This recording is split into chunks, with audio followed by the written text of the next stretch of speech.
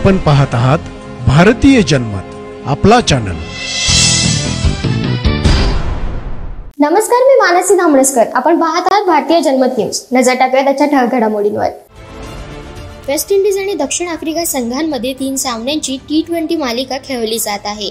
या मालिकेत वेस्ट इंडिजने पहिले 2 सामने जिंकून मालिका आपल्या नावे केली आहे। ब्रायन लारा क्रिकेट अकादमी येथे खेळवल्या गेलेल्या दुसऱ्या T20 सामन्यात 179 धावांचं लक्ष्य राखून वेस्ट इंडिजने दक्षिण आफ्रिकेविरुद्धची सलग तिसरी मालिका जिंकली। रिजा हेंड्रिक्स 244.44 स्ट्राईक रेटने 18 चेंडूत केलेल्या 44 धावांच्या खेळीच्या जोरावर दक्षिण आफ्रिकेचा संघ मजबूत स्थितीत होता। त्यांनी 14व्या षटकापर्यंत 3 गडी बाद करून 129 धावा केल्या होत्या, परंतु 35 चेंडूत 20 धावांत 7 विकेट गमावल्याने संघ 19.4 षटकात 149 धावा करत ऑल आउट झाला आणि 30 धावांनी पराभवाला सामोरे जावे लागले।